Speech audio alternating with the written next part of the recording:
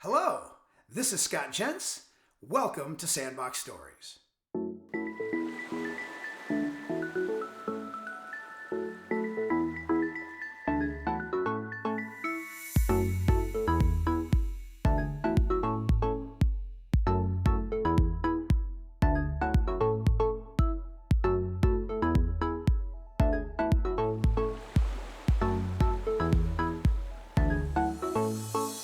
Sandbox Story 5, What Optometry Can Learn from Peloton. Since the dawn of the human species, we have been driven toward actions that extend life. When it comes to physical fitness, we were built to outrun the food sources that might eat us, and we were created with the various body advantages to obtain the food we needed to consume. It's only been in the last century that humans specifically spend time focusing on fitness, particularly when our vocations are not matched to physical activity. And in the last 50 years, we have witnessed a proliferation of exercise regimens that come with a fee. Given the at-home mindset that hit in the 2020 pandemic, physical fitness systems with the greatest business growth are those that afford the consumer a chance to self-serve. Although it may be arguable, it's easy for me to submit that Peloton is the company that has leveraged this concept the best. And as one evaluates the Peloton model, there are a lot of lessons that can apply to optometry. Let's dig in on 3 lessons. First, they are totally metrics driven. When you ride a stationary bike, like with any exercise, the base metric is amount of time spent. But with Peloton, it's so much more. It's about cadence, which is your leg speed, and resistance, which is magnetically controlled on the bike's spinning wheel. The combination of cadence and resistance creates a power output, which goes up when you work harder and longer. For just one workout, the bike gives you a calculated average resistance over the course of the workout, the average wheel speed, and if you wear a pulse device, tracking of your heart rate. Beyond that, the software gives a summary of workout days over the last 30 days, compared to the prior 30 days, and you can look at your running history of workouts and the energy outputs for each. The system also gamifies the experience, giving you badges for consecutive numbers of days riding, or for taking specialty classes, and for number of total classes. Optometry should be this focused on metrics. With dashboarding systems available in some software systems, like Revolution EHR's Pulse module, or metric systems like Edge Pro from GPN Technologies, which plugs into almost every optometry software system, loads of important data are available for you to assess practice performance at the macro and micro level. If you aren't doing this today, you should start. Second, Peloton is meeting the end consumer's desire to be in control. The exercise industry has focused on in-home systems that afford gym-like experiences, but available on a 24/7 basis. And the results are fascinatingly successful.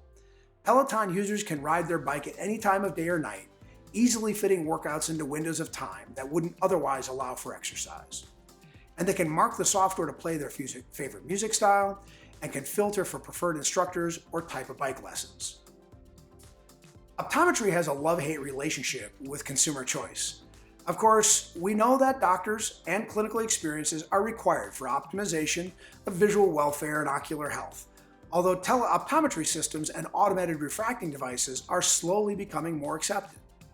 When it comes to obtaining a vision-correcting appliance, whether glasses or contact lenses, the facility that does the patient care will always position itself as the premier provider of the appliance. But for many decades, non-clinical businesses that have been successfully interjecting themselves into the patient experience do so because they think of the patient as consumer, and it's often under the auspice of giving that consumer more control.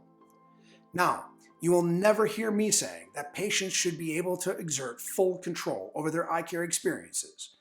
But too few of us are truly expanding a customer-friendly approach that might include allowing patients to order and receive their products through a web interface or app, and that should be expanded. I applaud those of you who are making headway, both doctors embracing the patient's desire to have more control, but also the companies who are developing processes and tools to allow it. Finally, Peloton has shown us that the fee they charge for the hardware isn't the most important opportunity of revenue. It's the repetitiveness of their subscription. When Peloton took its stock public through an IPO, they had to adjust their story from being highly proud of the revenue that came from selling $2,500 exercise bikes to thousands of people, to being willing to highly engage the customer for repeat business in the form of lower cost monthly software subscriptions that can go on and on and on. Now, optometrists aren't going to get monthly software subscriptions from their patients, but they can develop systems that allow their patients to pay for, say, some products like daily contact lenses on a monthly fee arrangement. And could you ever envision charging your patient monthly for their glasses? Ultimately, optometrists should revisit their systems to prioritize the lifetime value of a customer by building excellent patient communication and recall systems that can be at least equally important to the workflow systems that try to drive, say, high revenue optical purchases at every visit. I'm just telling you that some patients will buy $1,000 of glasses from you every year, but many others won't buy but $200 pairs of lenses from you every 5 years. And even then, they'll want them put into their old frames. The moral of this story is that transformative technology companies find ways to get the public to open up their pocketbooks for perceived value.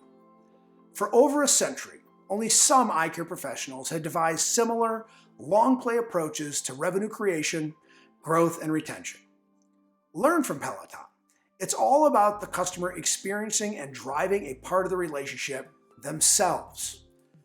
Until my next Sandbox story, be great at all you do.